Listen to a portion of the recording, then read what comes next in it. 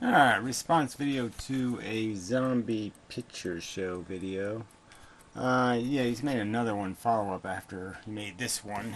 I still haven't found something to put my elbow on. Yeah, I gotta work on this. It hurts. Anyway, um, it's just, I really don't, just on style points, I just don't like this guy. We just ain't gonna get along. So anyway, I'll play some of his video and whatever. Just play some of it and we'll deal with it. See how much battery Hello life there everyone. is. This is a video response to my measuring me. First and foremost, thank you for being civil and for that video response. Now, I wasn't, because I said in my past video that that video was going to be all over the place. And I wasn't merging the two arguments into one. You overheard that, or you misconnected somewhere. What I was trying to say is that Yeah, well, that's just your bullshit, okay? You make these inarticulate, really sloppy, lazy kind of videos, and then you sit there and blame the listener for not understanding. I mean, really, you you made more than one video where you said things like "life is life," and that's supposed to mean something to a rational mind. Defining words with their definition, defining words with the same word as the word you're defining. I mean, fuck. sort of comparing the two. That, for example, the consumption, reproduction, addiction, and cannibalism, they're wants and needs. That's all. Want and a need.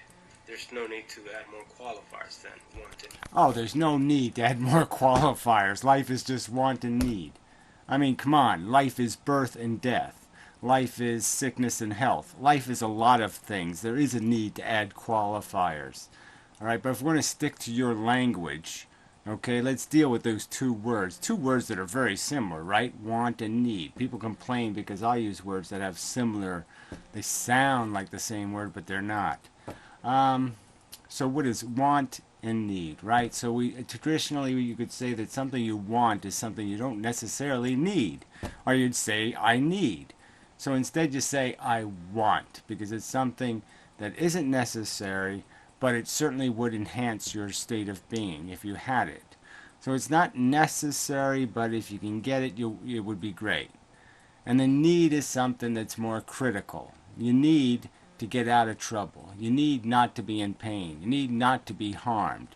You need the important things. You need the nuclear power plant not to irradiate you.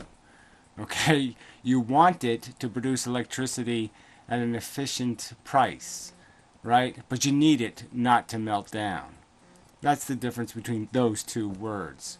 And what I would argue to you is fundamentally we need a rescue from harm, and we want this thing called satisfaction, of our ambitions and um, um, uh, casual desires. Need. Because life is a want and need. Yeah. For example, the need of water. The want of sex. Wants and needs. The need of food. Blah, blah, blah. It's all wants and needs. If you want to add more qualifiers to that, then by all means do that. Yeah, well, yeah, I'll do that, okay? Yeah, I will, because it's important distinctions. Okay, do you need to survive, or is survival something you want to do? You get it? Do you want to live to be 90 years old, or do you need to live to be 90 years old? I mean, it's a sort of important qualifiers. You can't just sit there and throw the words out there and say, that's all I'm going to do. I'm just going to throw the words into the space and I'm not going to qualify them. They need to be qualified. And the simple truth is that we can see the difference between these negative states and these positive states in terms of the depth of their value by applying words like want and need. Okay, the extraction from the negative is much more important than the acquisition of the positive. And it's just the way it is. Getting rid of a negative state, profoundly negative, is much more important than doing the I need to be the gold medal winner kind of feeling. I need to have the gold medal winner feeling. Yeah, you really don't need it. Anyway. But it's erroneous to add more qualifiers to this, since we know that this life is nothing but wants and needs. Well, whatever. Again, it's just such a silly way to say it. Okay, we know that the what we are is a psychology, all right, that has a rational function that's also capable of reasoning and doing logic. So here we have two fundamentally different elements. One that's motivating us, and one that's giving us instructions on how to best acquire what it is we're motivated to acquire. But at the same time, as it can judge best strategies to satisfy our wants, it can help us understand that maybe we don't need what we want. Survival for the sake of survival. Reproduction for the sake of reproduction. Well, I'm telling you, those are really big losers, right? As soon as you say something is doing its the function for the sake of the function, okay, that's basically just saying because why to a question or something, just to keep giving the answer because. Somebody keeps saying because why, and you just keep saying because. That's not a good enough answer. And to say replication for the sake of replication is obviously not a redeeming function. It's not a redeeming accomplishment. You need to do something to make the reproduction sensible. It needs to do something more. It needs to have a sake of that's something else besides just doing the function. For a function to be productive or efficient by any standards of reason or logic, it must do something besides just the function. If you look at, for example, evolution, that evolution will show you this. It's nothing but survival for the sake of survival. That's it. Wants and needs. Well, again, if you're going to concede the argument, then what's your argument? Okay, I mean, you're conceding it. You're just saying this is all it's got. It doesn't have anything else. It can't pull anything out of the value bag to say this is the redeeming purpose. So when I argue that there's more unsatisfied need than there is satisfied want, and that even if there was more satisfied want, it'll never have as much weight as the unsatisfied need, it means the game's not worth playing. It means the engine's not worth maintaining in the running condition. It's consuming more fuel than it is producing work, value work. Now, let's just remain on point and let's talk about the asymmetry argument here and why the asymmetry argument fails. And for some reason, you're not seeing that. Now, the asymmetry argument fails for the main reason that it compares something to nothing. Nothing cannot be compared to something. By definition, is no thing. Nothing is there. Nothing cannot be. Yeah, well, it's not nothing, though. Again, so this is the part of the game playing, right? It is something. There's the difference between something is something, right? You can't just say, no, the difference between a baseball and nothing is nothing. No, the difference is baseball. Okay, the difference is the baseball. So you have to make the comparison. You can't say there's no comparison of the baseball to the baseball not existing. Of course there's a comparison. Of course we know the difference between empty space and a baseball. So it's just stupid to say that it can't be done because it's quite obviously can be done. We can quite obviously imagine the two different states. Baseball in the space and no baseball in the space. So what do you mean it can't be done? It's not fair. It's not within whatever. Of course it is. And you're just making a comparison between the fact that here you have this life thing that's made out of want. You people want to play the game. You want to take the chance. You want to mess with this monster. Okay, and that's all you've got. And I'm making the argument that here you've got this big pile of need. Okay, you need not to do this. You need to be protected against the meltdown. You need to be protected against the downside. You need to do it fail safe. And if you can't do it fail safe, you have no right to do it. Obviously. Compared to something. For example, nothing can be compared to nothing, and it's by definition nothing.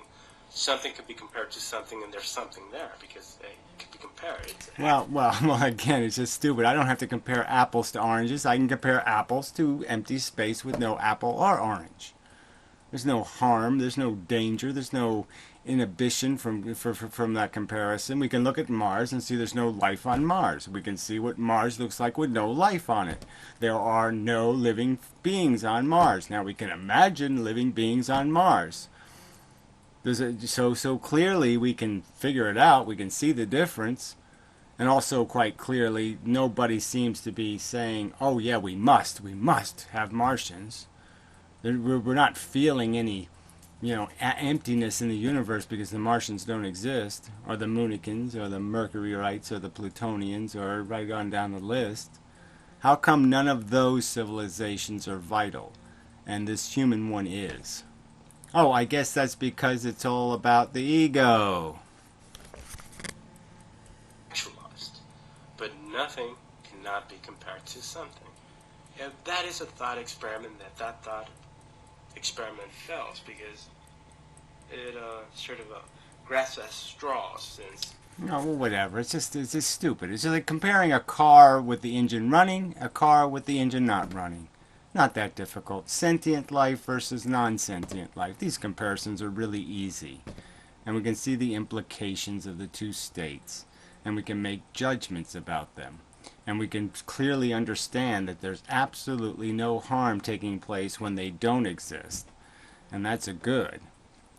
Okay, and the absence of the satisfied wants is not bad. Because they don't need it. Clearly. The non-existent don't need to exist. They don't need to have what existence provides. And therefore you've eliminated all the downside risk and it's cost you absolutely nothing real, only some unsatisfied want, not some unsatisfied need, just an unsatisfied want. So yeah, it's all win. So that's the asymmetry. You want to pretend it's not a dilemma or a problem for the human race to have to deal with the fact that they can't be functional in the universe, that the universe doesn't need their existence, and therefore they have to earn their existence. You want to pretend they don't. You want to pretend these aren't real problems of the living condition, the sentient condition. Then go ahead, pretend. But that's all you're doing. Well, I cannot compare nothing to something. It fails. It fails in logic. Oh, whatever. Says you, blah, blah, blah. I'm not going to spend 13 minutes doing this. So anyway, yeah, I know it was, whatever. It's just, the arrogance of people with these really poor arguments, and they make them in this context like they have some sort of like, oh, it's just so obvious. No, it's not obvious at all. You don't have a good argument.